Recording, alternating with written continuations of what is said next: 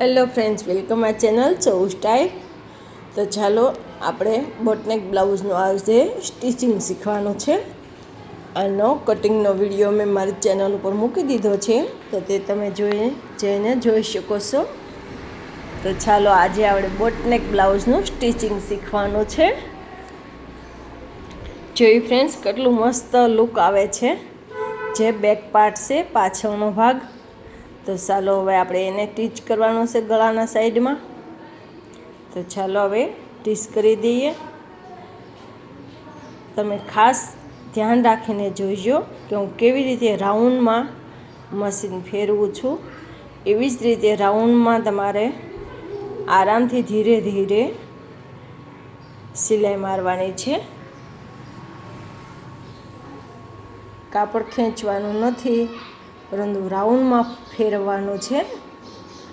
તમે જોઈ શકો છો કે મારા હાથ કેવી રીતે રાઉન્ડમાં ફેરવે છે।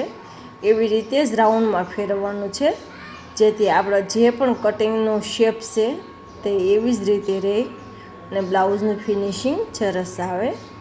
તો ચાલો આપણે સિલાઈ મારી દીધી છે। હવે આપણે અંદરની સાઈડમાં આપણે કટિંગ કરી લેવાનું છે। તો ચાલો અંદરની સાઈડમાં કટિંગ કરી લઈએ। તો હવે આપણે નીચેની સાઈડમાં સિલાઈ મારવાની છે।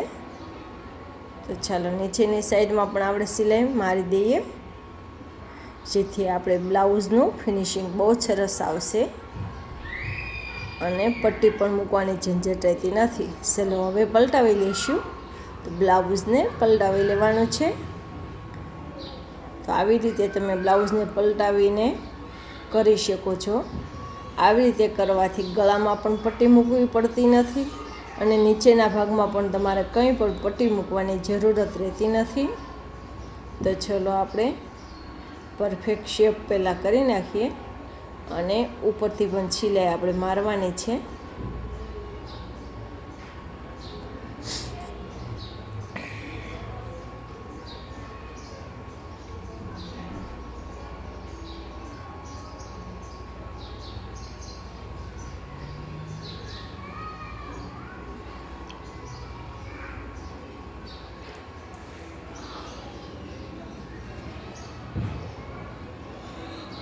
તો હવે આપણે એક સિલાઈ મારવાની છે, પણ બે સાઈડ એક સરખું રહે એનું ખાસ ધ્યાન રાખવાનું છે અને ક્યાંય પણ ક્રોચ આવવી જોઈએ નહીં, એનું પણ ખાસ ધ્યાન રાખવાનું છે।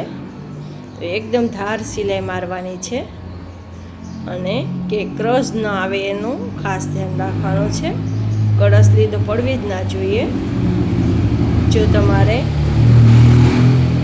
ફિનિશિંગનું પરફેક્ટ માપ જોતું હોય તો જ્યારે તમે સિલાઈ મારો ત્યારે ખાસ ધ્યાન રાખીને સિલાઈ મારજો। ફ્રેન્ડ્સ, આ વિડીયો કટ કર્યા વિના જો તમે જોશો તો તમને પરફેક્ટ બોટનેક બ્લાઉઝ આવડી જશે।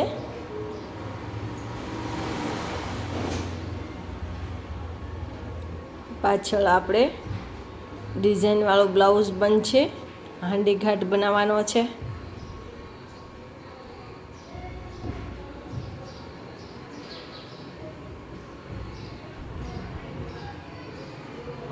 ચાલો સિલાઈ આપણે મારી દીધી છે। હવે આપણે આગળના ભાગમાં સિલાઈ મારશું। જે ગળાની સાઈડમાં આપણે પહેલાં સિલાઈ મારવાની છે। ફ્રન્ટ પાર્ટમાં આવે ગળાની સાઈડમાં પહેલાં સિલાઈ મારી દઈશું। સિલાઈ મારી દીધી છે। હવે એને પલટાવીને પહેલાં પલટાવી નાખવાનું છે અને પછી ઉપરથી ચારેકો સિલાઈ મારી દેવાની છે।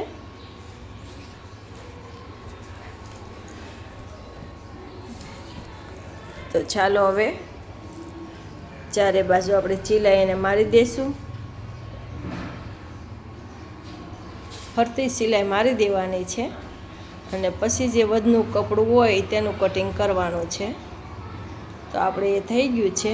તો હવે આપણે પાર્ટ જોઈન્ટ કરી દઈશું। તો શોલ્ડર પહેલાં જોઈન્ટ કરવાના છે। બે શોલ્ડર ભેળા કરીને શોલ્ડરે સિલાઈ મારી દઈશું।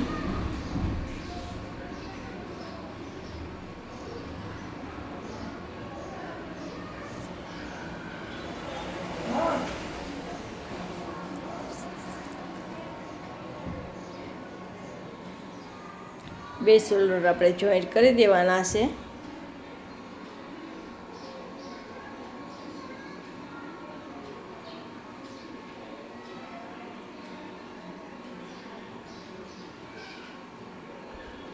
તો જોઈન્ટ કરી દીધા છે. તો હવે આપણે સ્લીવ જોઈન્ટ કરવાની છે. તો આપણી સ્લીવ વર્કવાળી છે. તો શોલ્ડરેથી માપ લઈ અને પછી તે આપણે જોઈન્ટ કરવાનું છે. આપણી સ્લીવ ફૂલ ભરચક છે, ભરતવાળી. તો ચાલો માર્ક કર્યો છે આપણે શોલ્ડરે, ત્યાં શોલ્ડરેથી આપણે સિલાઈ મારવાની છે. જો શોલ્ડરેથી તમે સિલાઈ મારશો તો તમારું એકદમ ફિનિશિંગ સરખું આવશે. તો ચાલો સ્લીવને સિલાઈ મારી દઈશું.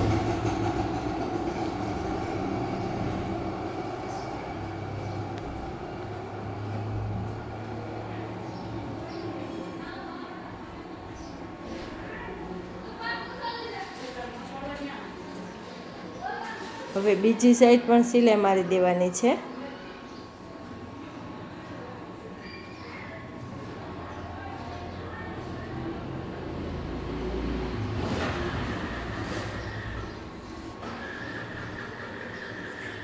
હવે આપણે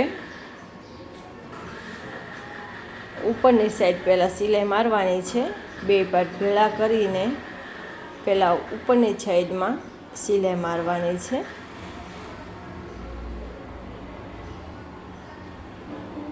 તો પહેલાં ઉપર સિલાઈ મારી દઈશું. પહેલાં જો તમે સિલાઈ માર્જનની સાઈડમાં જો તમે પહેલાં સિલાઈ ઉપરની સાઈડમાંથી મારશો તો તમારે એક પણ દોરો ધાગો ક્યાંય દેખાશે નહીં. તો આવી રીતે બ્લાઉઝમાં પહેલાં ઉપરની સાઈડમાં સિલાઈ મારવાની હોય છે.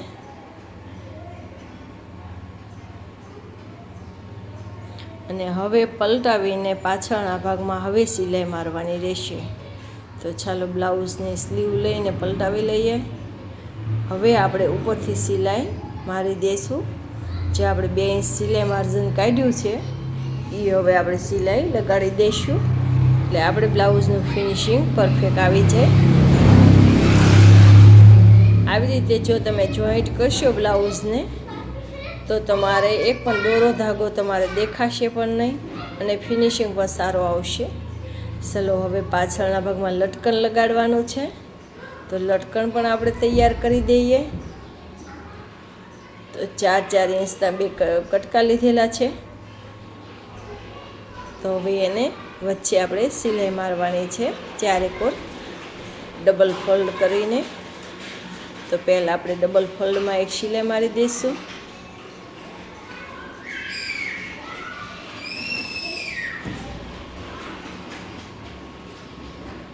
ડબલ ફોલ્ડમાં સિલાઈ મરાઈ ગઈ છે. હવે એને સેજ વધુ કપડું હોય તો કટિંગ કરી નાખવાનું છે.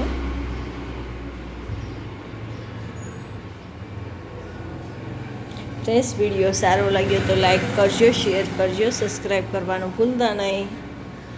હવે વચ્ચે દોરી મૂકવાની છે અને 2 સાઈડથી પલટાવવાનું છે, ફોલ્ડ કરવાનું છે.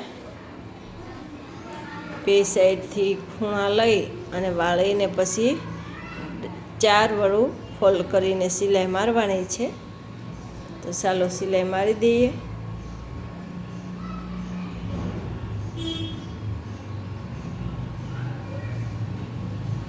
તો સિલાઈ મારી દીધી છે આપણે.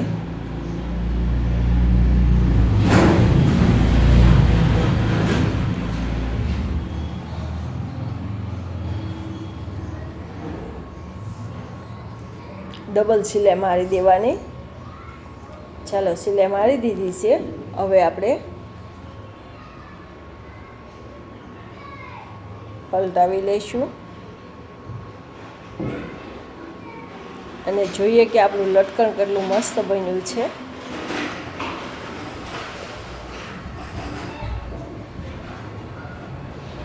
જોયું ફ્રેન્ડ્સ, આપણું લટકણ કેટલું મસ્ત બની ગયું છે.